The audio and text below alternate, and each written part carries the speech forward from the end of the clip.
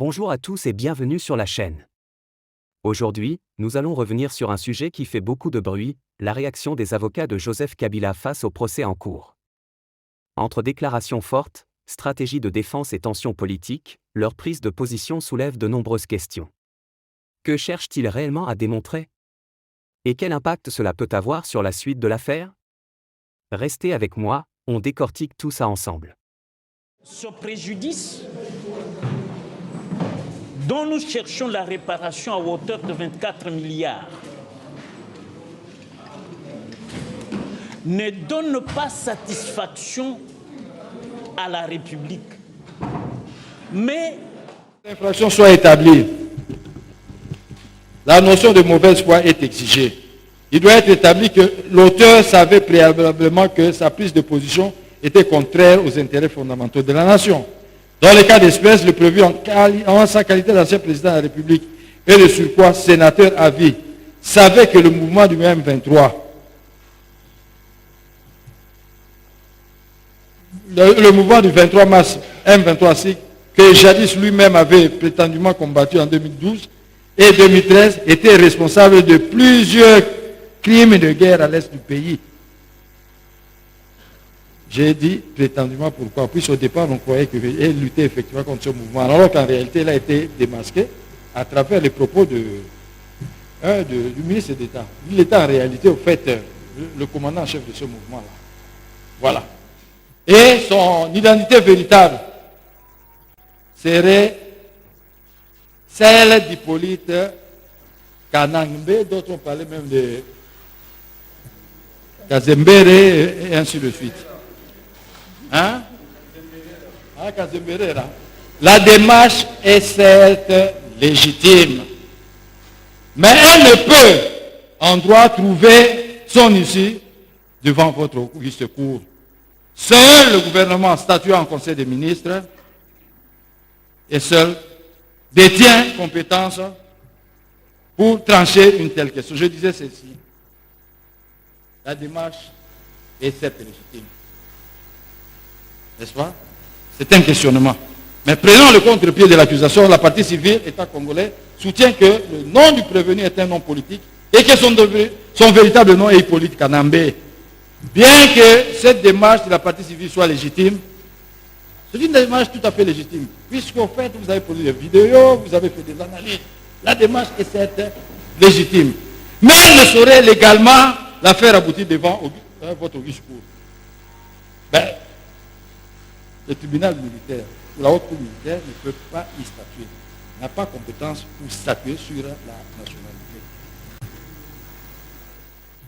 En cas de contestation de la nationalité congolaise, c'est le gouvernement qui, conformément à l'article 29 de la loi numéro 04/024 du 12 novembre 2024 relative à la nationalité congolaise, doit prononcer par décret délibéré en Conseil des ministres la déchéance de la nationalité congolaise de la personne incriminée, et ce, après avis conforme de l'Assemblée nationale. Voilà pourquoi nous encourageons nos amis des partis civils qui, à l'issue de ce procès, peuvent déclencher ce mécanisme-là auprès des instances compétentes. Les éléments matériels. Au terme de l'article 181 du Code pénal, livre 2e, les actes matériels de l'infraction sont constitués notamment par le fait de porter les armes contre la République démocratique du Congo, d'entretenir des intelligences avec une puissance étrangère ou avec ses agents pour engager cette puissance, entreprendre des hostilités contre la République démocratique du Congo ou pour lui en procurer les moyens, de livrer à une puissance étrangère ou à ses agents des ouvrages de défense, postes, ports, magasins, matériels, munitions, vaisseaux appartenant à la République démocratique du Congo. D'en avoir en vue de nuire à la défense nationale, détruire ou détruire un navire, un appareil de navigation aérienne, un matériel, une fourniture, une construction ou une installation quelconque ou qui, dans le même but, y apportera soit avant, soit après leur achèvement, des malfaçons de nature à les endommager ou à provoquer un accident. Dans le cas sous examen, jugé et condamné par la Cour militaire de Kinshasa-Gombe, le prévenu Eric Nkuba a révélé l'existence de multiples contacts entre le condamné Nanga et le prévenu Joseph Kabila, tant avant qu'après la création de l'AFC. Il en est de même du condamné Kianga, qui a révélé la tenue à l'époque d'une réunion à Kigali, à laquelle ont pris part des généraux et autres officiers rwandais, les dirigeants du M23, ainsi que M. Corneille Nangaa. Réunion au cours de laquelle ce dernier, qui était représentant personnel du prévenu Joseph Kabila Kabange, sera désigné en qualité de coordonnateur de la coalition MC-M23.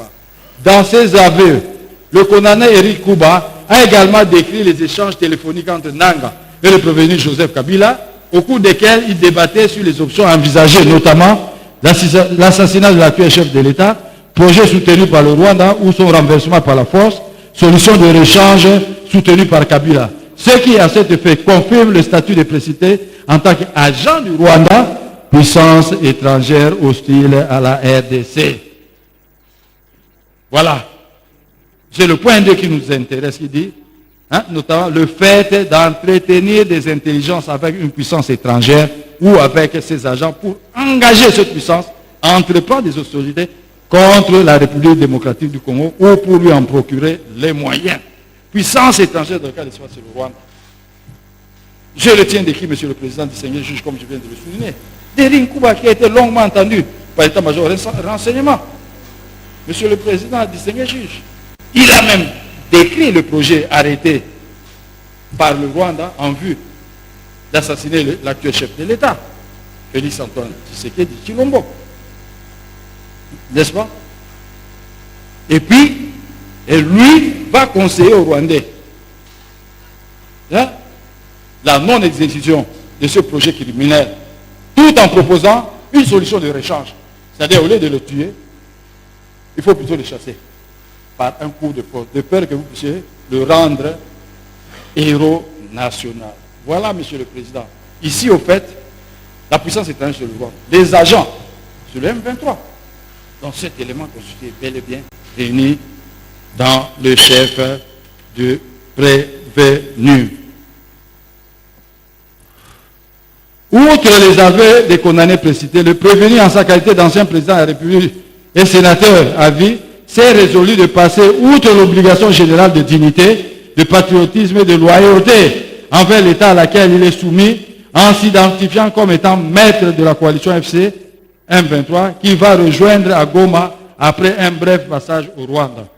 Il ressort en définitive des faits tels qu'exposés que le prévenu Kabila a entretenu des intelligences avec le Rwanda, une puissance étrangère hostile à la RDC et ses agents, à savoir la coalition FCM23, qui a eu pour conséquence le déclenchement des hostilités contre la République démocratique du Congo.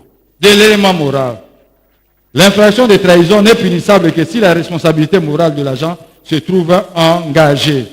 Celle-ci résulte de l'animus hostilis ou de l'intention de lèse-patrie manifestée par la personne visée à travers l'un ou l'autre acte spécifié par la loi.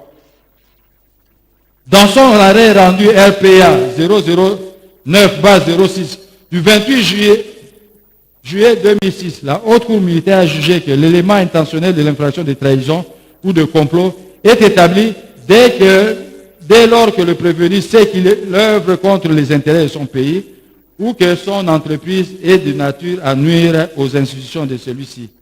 Lire bulletin des arrêts de la Haute Cour militaire, année 2003-2010, deuxième édition, page 45 à 62. Dans ses conclusions, la partie civile estime que le prévenu n'étant pas un national, les faits lui reprochés doivent être qualifiés d'espionnage et non de trahison.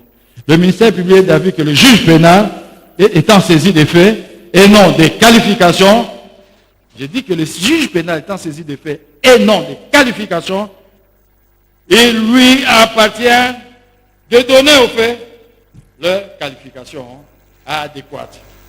Le parti civil vous demande de requalifier. Vous êtes saisi de faits et non de qualifications. Il vous appartient justement de retenir la qualification la plus adéquate. Du complot.